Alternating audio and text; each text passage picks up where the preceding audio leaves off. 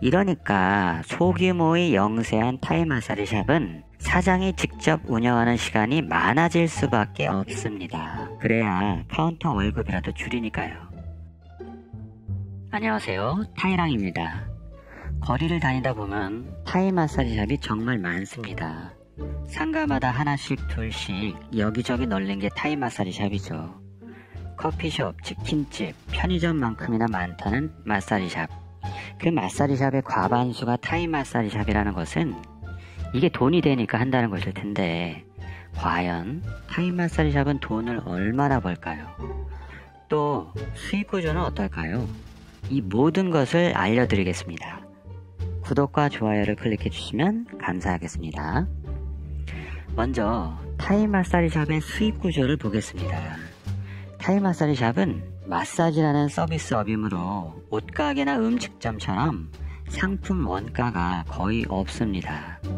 티케야, 오일, 야몽, 캔음료, 잡다한 소모품들 외에는 재료비랄 게 없죠.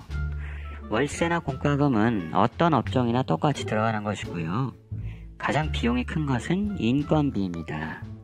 관리사들과 카운터 알바에게 지급하는 급여가 가장 큽니다. 관리사들에게는 보통 외부 숙소의 월세와 공과금, 반찬값 등이 매월 들어가므로 관리사 1인당 토탈 250에서 300만원 정도 들어갑니다. 카운터 알바는 최저시급 곱하기 근무시간만큼 들어가니까 총 500만원 정도 들어갑니다. 계속 프루토로 돌리면 샵이 망가진다는 단점도 있으니까 사장이 같이 일하는 게 좋습니다. 어떤 카운터도 사장보다 일 잘하는 사람은 없으니까요. 사장이 일할 때와 카운터 알바가 일할 때는 매출도 달라집니다. 이런 수익 구조로 평균적인 타이 마사지 샵의 실수익을 계산해 보겠습니다.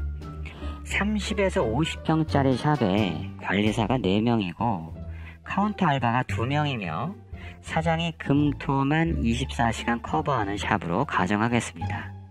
관리사의 기본급은 150만원, 커미션은 타이 468에 아로마 680으로 잡습니다. 타이 468이란 타이 마사지 60분의 관리사 커미션이 4,000원, 90분 커미션은 6,000원, 120분 커미션은 8,000원이란 뜻입니다. 그러니까 아로마 680도 각각 60분, 90분, 120분의 커미션이 6,000원, 8,000원, 만원이라는 거죠. 원래는 마사지 가격의 10%를 커미션을 줬었지만 요즘은 프로모션으로 마사지 가격을 1시간에 25,000원에서 3만원까지 내려도 관리사는 2,500원에서 3,000원의 커미션이 아닌 4,000원이나 5,000원의 커미션을 보장받습니다. 안 그러면 딴 샵으로 가버려요. 에이전시도 관리사를 주지 않고요. 프로모션으로 단가 떨어지는 건 사장 혼자 감수하는 것이고 관리사는 커미션 고정에 개수 늘어나는 대로 수입이 커집니다. 이래서 사장이 을이고 관리사가 갑이라는 거죠. 먼저 수입은 손님의 평균 단가를 45,000원으로 잡아서 관리사 1명이 하루에 4.5개씩 28일 일한다면 총 567만원의 매출을 올립니다.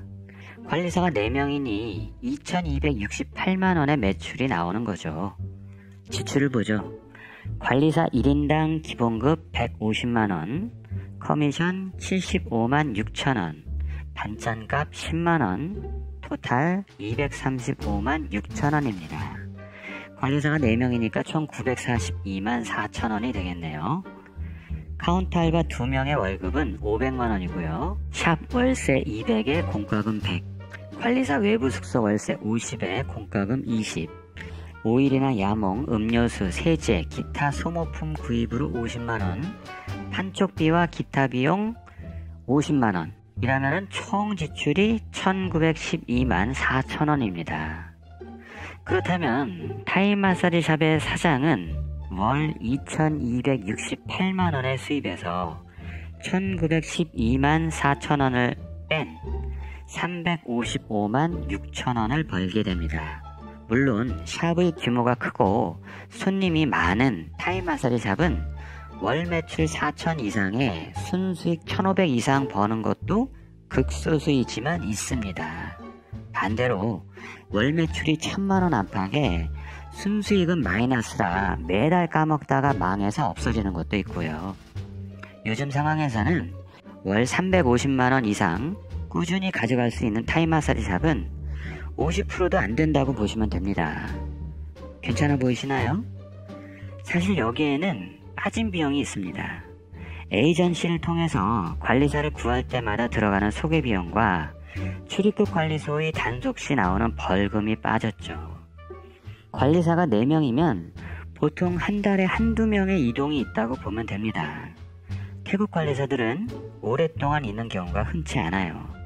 그때마다 에이전시 비용이 들어가니까 월 60만원쯤 빼야 합니다.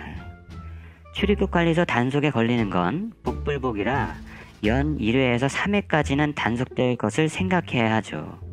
단속되면 관리사 1인당 200만원씩 나오니까 3명 걸리면 600만원 내야 되고, 두 번째 또 3명이 걸린다면 20% 할증이 붙어서 720만원이 나옵니다. 연 2회라 생각하면 1500만원은 연간 들어가니 월 120만원씩은 적립해놔야죠. 이것까지 빼면 월 355만 6천원이 아니라 175만 6천원이 됩니다.